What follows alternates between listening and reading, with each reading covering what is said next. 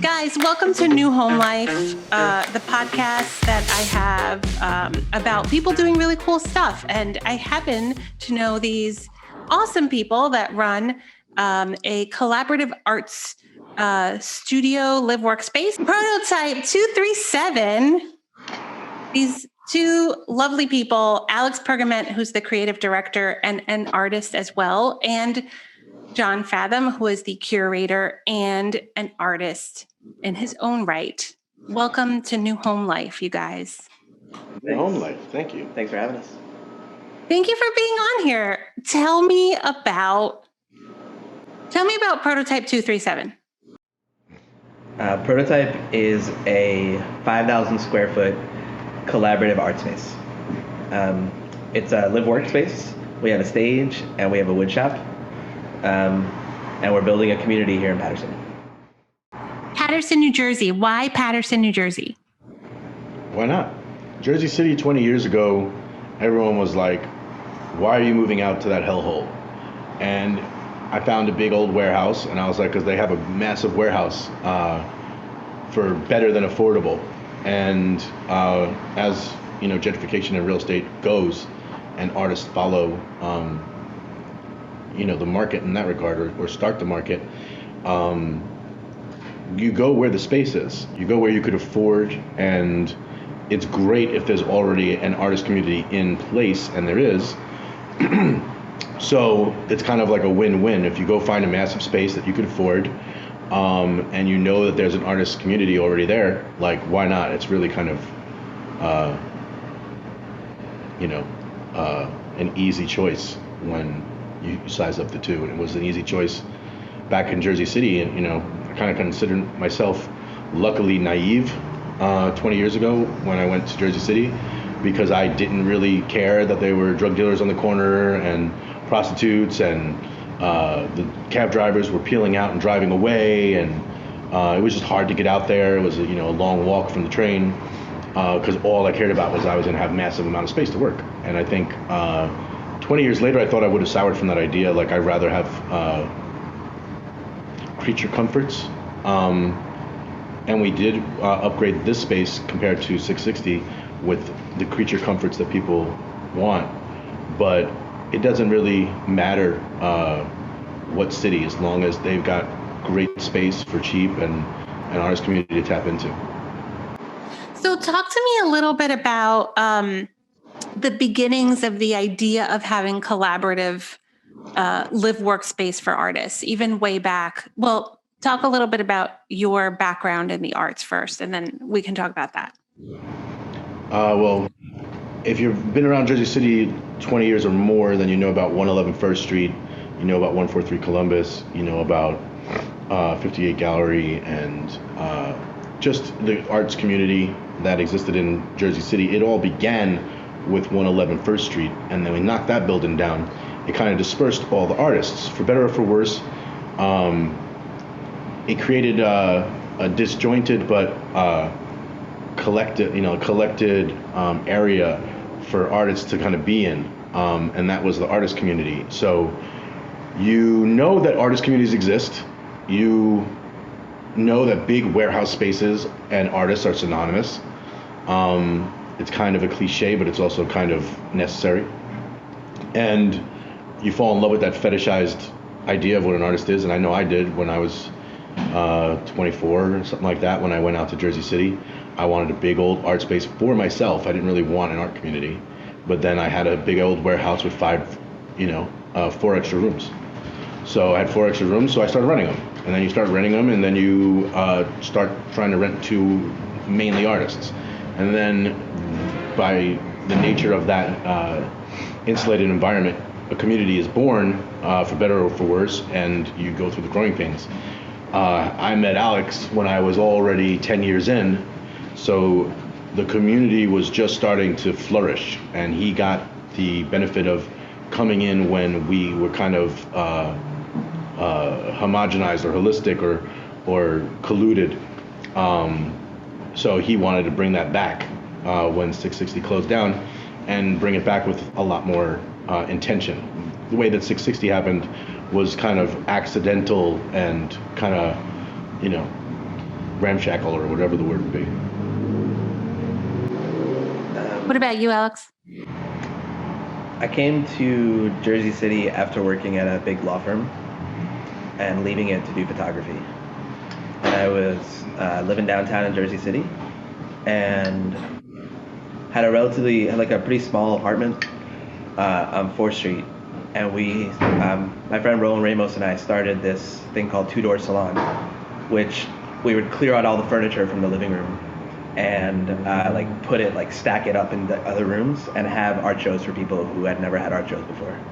And we started playing with having bands play. My roommate at the time moved out, and I wanted to live with artists. And I asked a few folks where to live with artists, and they told me to go to 660 Studios, which is a space that John ran in Jersey City. And I walked in there, and I couldn't figure out how to get into the building. And I walked up the driveway. There was a tow truck company, and I walked in on the right, and there was an indoor skate park. And I asked the dude up there how to get in, and he yelled at me for walking inside. He's like, never come into somebody's apartment. I was like, I have no idea where the entrance is. So yeah.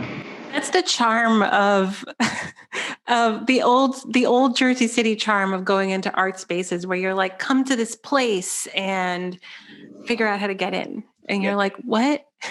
Totally. It's like a secret. You have to mine for gems. Yeah. But yeah, I came to 660 and John taught me how to build. And I got real excited about that and started building interactive sculptures. I was doing photography when I came to 660. I was using a Polaroid and kind of just started developing more physical things. I wanted to build big. And I worked on an art project at 660 called Helga and Carl. That was a 8-foot by 8-foot book that you walked inside of and had interactive pieces inside of it, collaboration with lots of other artists.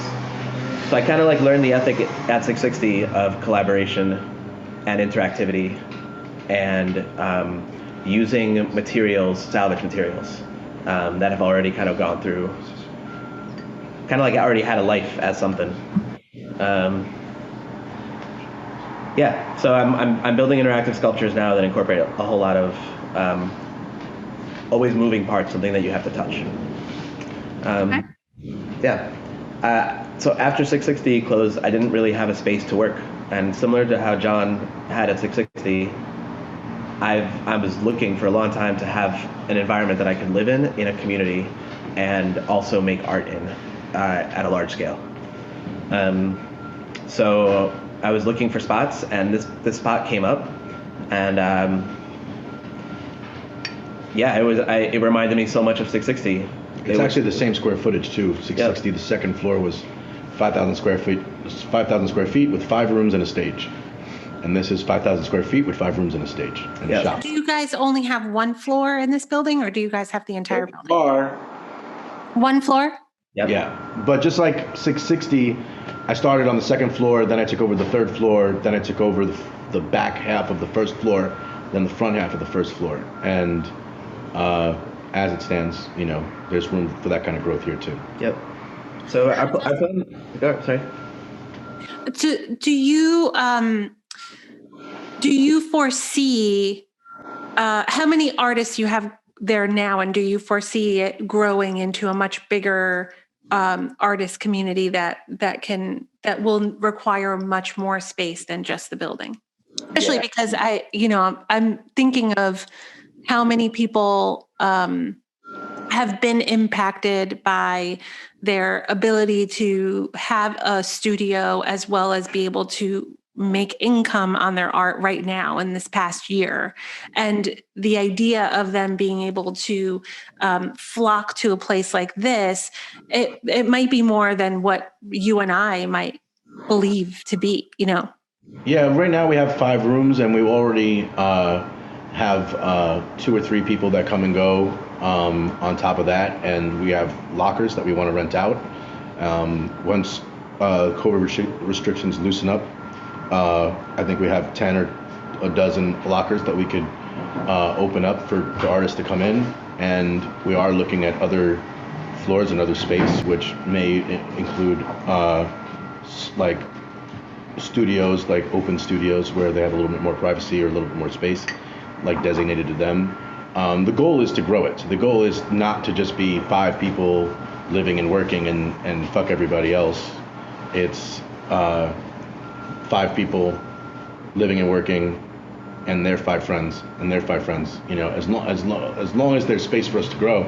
There's warehouses. You know, when you move to an area where there's warehouses, you know, you grow as the need grows. So we are at least mentally equipped to take on more space. You know, if more people demand it. Right, and if you can build it, they'll come. Yeah. Basically, it's kind of the motto. I remember 660 Studios really well because you guys produced some pretty prolific artists. I mean, Nugent had come from there. A lot of really great artists had come from there that are still doing, you know, getting their masters in arts and now are now professors. But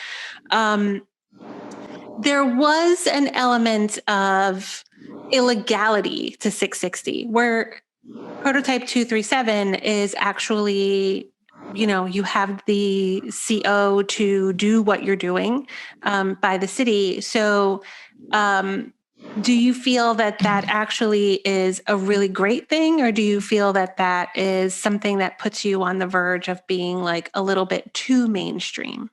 Yeah, I think it's a great thing. You never live with the fear Says the attorney. in your house. Yeah, yeah. I mean, it's coming a little bit from the attorney part, but it's really 660 was vulnerable. Sorry, 660 was vulnerable to all sorts of fire issues, Yeah. like tax issues.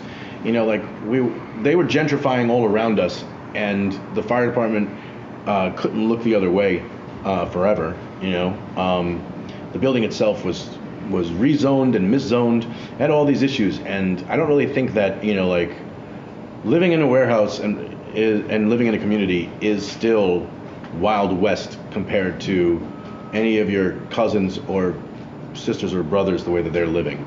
It's no less. It wasn't the illegality that made us pioneers or pirates. I think it just happened to be that it was illegal. Yeah, and we were willing to get the benefits of that life. Yeah, like Despite the you're illegality. still. It's still colder than normal. It's still a warehouse. It's still a community. You still have to navigate interpersonal relationships with artists, which are always bizarre creatures. You know, getting them organized is like herding cats. Like there's just so many dynamics when you have 5 or more artists in a dwelling, who are all there to meet their creative impulse and see it into fruition. So that dynamic is always there, and we're always building the space, changing the space, making the space more interesting and dynamic. So you're not quite living in like a house, you know, Right. like an ever-changing interactive art piece. That's actually really well put, that you are yourself living in an interactive art piece. Okay, hold on 1 second, Michelle. Yeah, sure. We're recording, bud. Welcome back. Yeah, like John was saying, the non-mainstream of it, the non-mainstreamness of it, I think has to do a lot with the emphasis on community that we place here, because I think our mainstream culture right now de-emphasizes community and emphasizes family groups, like blood family and like marriage type groups, and emphasizes other things.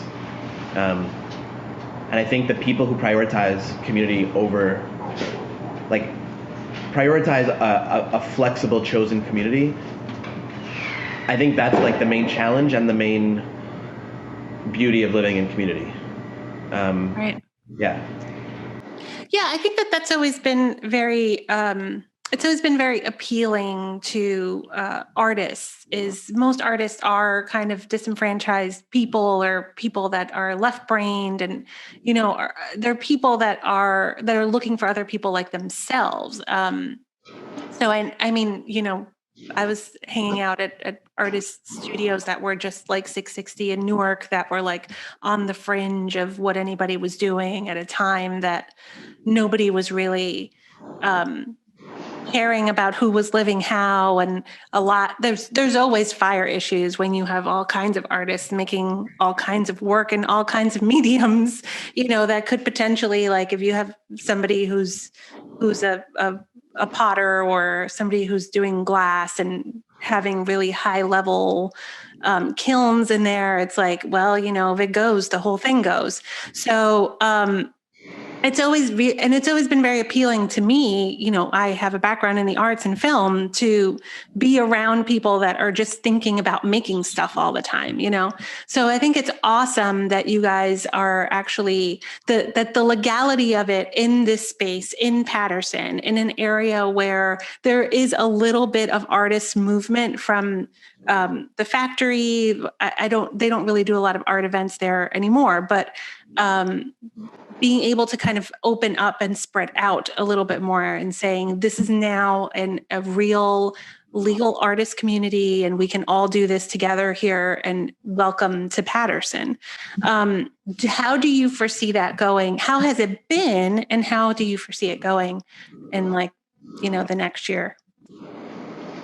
Well, we haven't really tapped too deeply into Paterson because we've been building, and there's COVID. We've met a few people who are expatriates of Paterson, who we know from Jersey City, who have given us some information and talked to us a little bit about it. And we do want to kind of spearhead a Paterson studio tour, because it was a big thing for us in Jersey City. So we would like to see that happen here. And I guess, that remains to be seen. Like, the arts community certainly exists. It's been disjointed because of what happened at the factory. We know there are people out there. We know people from here who still want to see, growth happen here, and we want to be a part of it. We have been building for 5 months. We've got a few more months of serious, labor-y things to do. And then after that, it'll just be tweaking over the years. But I think once, the spring or summer rolls around, we'll be talking to people from Paterson. And kind of how 660 was, it kind of acts as a magnet for people who are looking for creative community. Right. There's there are many spaces, I think, that people that emphasize that. So I think the people who are looking for it will find us, and I think we'll find them. And you'll probably end up getting a lot of people from Newark as well, who, are artists that are kind of. Kearney now has Kearney Point, which an artist and a friend of mine, Josh Knoblich, who's he's a metal sculptor, is kind of the head of there. But it's not really live. It's really just work. It's a bunch of containers put together in an old shipyard at the end of Kearney. But it's not really live. It's more work. I'm going to visit that place next week. So yes.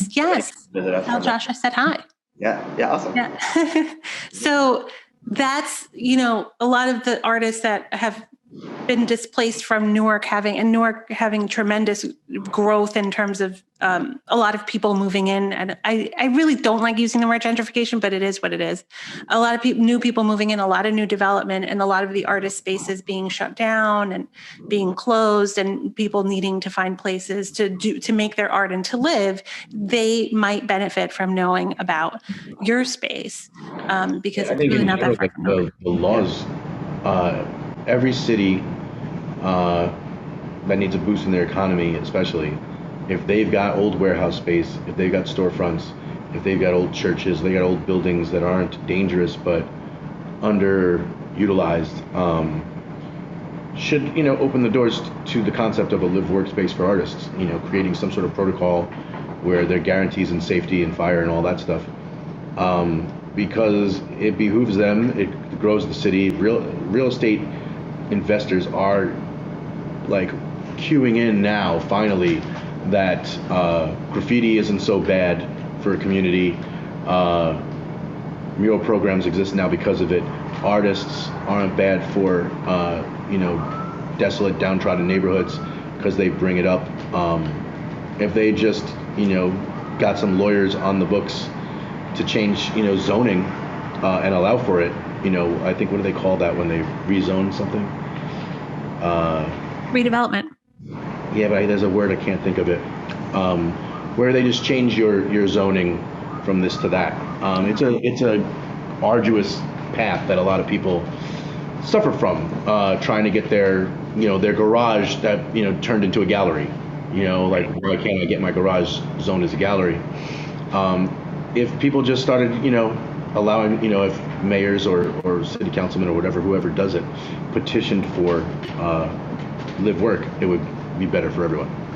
Absolutely. I agree. Are you guys, I don't know that much about Paterson, but are you guys part of like a Paterson cultural society or like an arts society or arts committee, or does Paterson even have one? I don't think we know those things yet.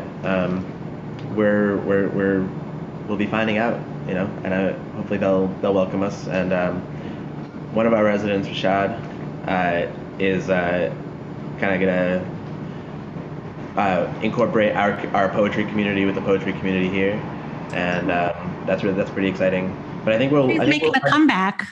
Yeah, I think we'll find out where how artists organize around here, because I think inevitably they do somehow. Yeah, always. Yeah, every arts city or every little metropolis, I think, should have like a visual arts scene, a music scene, a poetry scene, even a comedy scene. And Jersey City, when I got there 20 years ago, we had a dozen tea shops and coffee shops, and it was where everyone kind of coalesced. And then the Starbucks started showing up, and the people who build art lofts, they give you the exposed ductwork and the exposed brick, but it's usually pretty void of true art. And this is where we're best suited. I feel like when there's a feeling of what something could be, that's where artists are best put. And Paterson, Newark, Kearney, these seems like places that they need people like us. And yeah, I think artists thrive. Yeah, I agree. So do you have plans for events? Maybe not like earlier this year, but later this year, if everyone's kind of doing better on vaccines? Yeah, I mean, for the immediate future, we're doing we're gonna have a Twitch channel. So, and a few hours on intermittent days, people will just be live streaming whatever they want to be doing. It'll be kind of freeform video casting. And sometimes we'll have really small audiences, probably 3, 4, 5 people. Kind of a little bit later than that, our plan is to do kind of those kind of events with a little bit bigger audience, maybe like 15 people. And then come spring and summertime, we have a few kind of other events planned that are outdoors. We have a plan to clean up the river. We're right by the river, and to clean it up, kind of make it a more welcoming space altogether. We have plans to do a Paterson dog show. We're right across from a dog park, so we'll invite our friends over to do, to play with the dogs. That's great. I love that.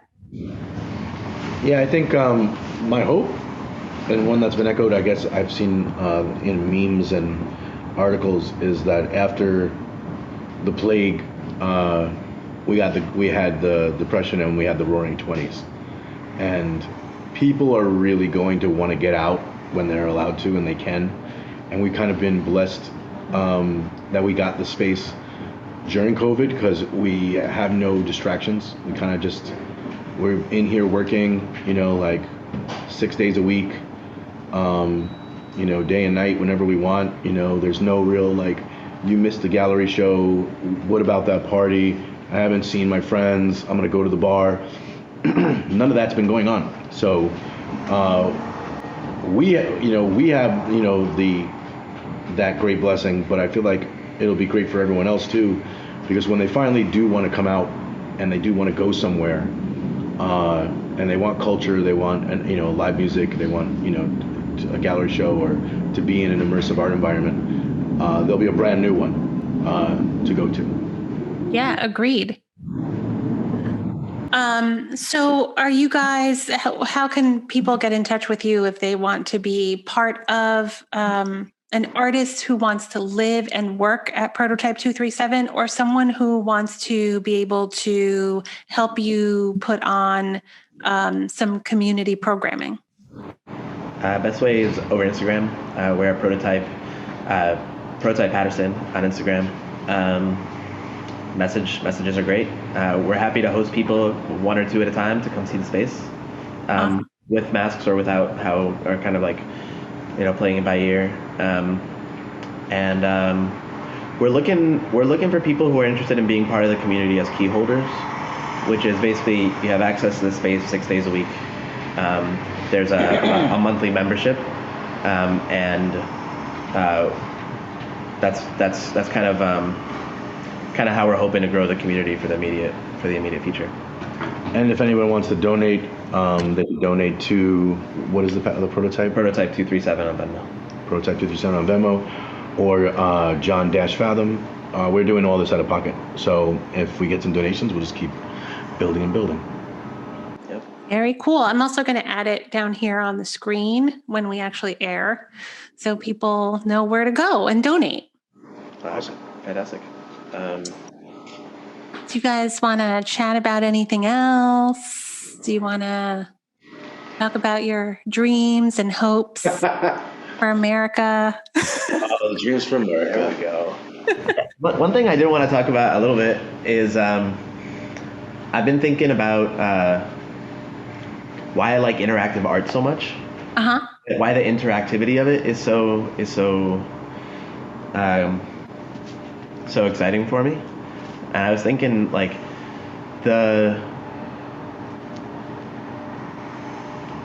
I really like, as a viewer, being given the opportunity to change things, to have an effect on things.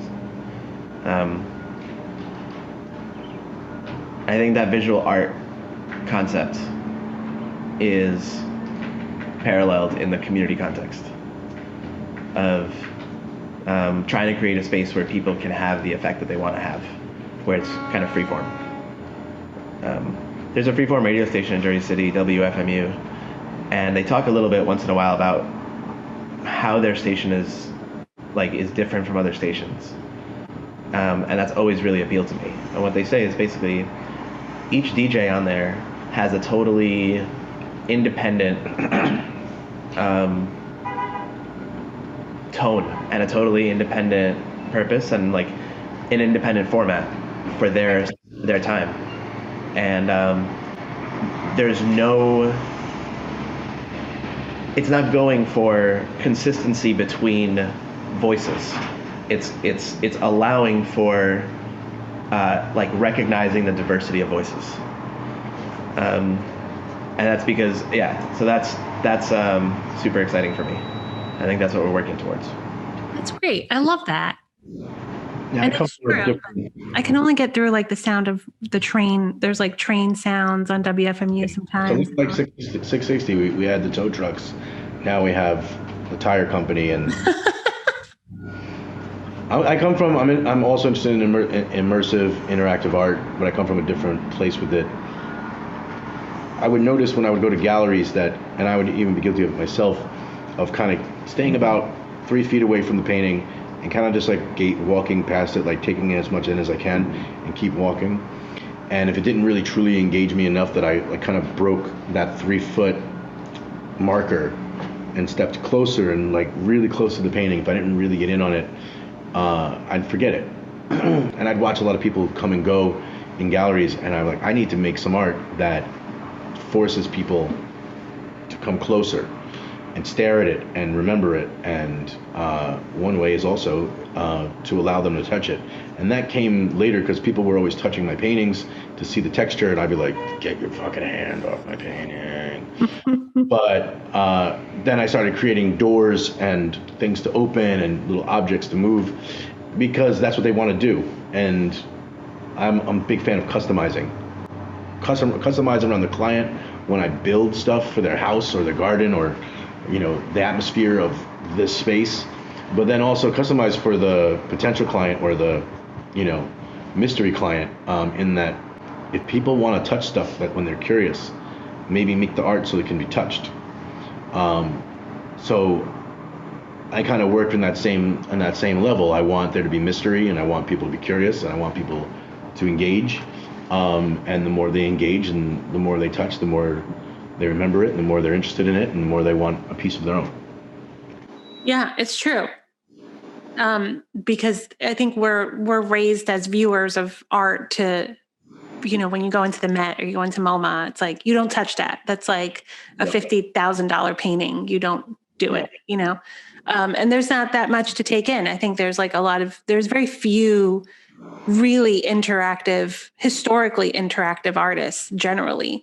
But I think over probably like the last two or maybe 3 decades of generations, it's become more about how do we engage with each other from the artist to the viewer standpoint, which I love, because it makes you feel like you have a little bit of a say in, how it looks or how you feel about it or how it makes you feel. And that's why you get the popularity of places like Burning Man and Meow Wolf. Right. Meow Wolf is probably a byproduct of Burning Man, and Meow Wolf is just one giant interactive art experience.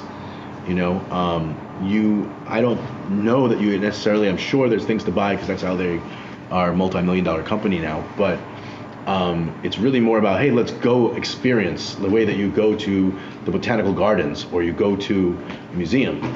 You go to Meow Wolf and you engage with the exhibits. And Prototype isn't as immersive. Like they're multi-floor, go through a refrigerator, come down and, or even like a play like Sleep No More. That kind of engagement is, I guess, maybe because we're so, hit with so many, so much input. We really, in order to be remembered, in order to be truly dazzled, we want that kind of immersive experience. I remember when I first started painting, I thought that if I put a lightbox painting in a storefront window in New York City, that was it. Like I was going to make it, because how can you turn away from a lightbox painting at night on Broadway or something? And I just watched a million people walk past the window. And I was like, what does it take to get a New Yorker's attention? And you first got to stop them, then you got to get them curious and gaze, and then you got to get them to touch. Like otherwise, no one has time. You have to get into their psyche a little bit. Yeah. Well, thank you guys for being on the show and chatting with me. This is about the time when sunlight hits me directly in the face in my kitchen. So, all right. Thanks, Michelle. Bye. Thank you, Alex and John.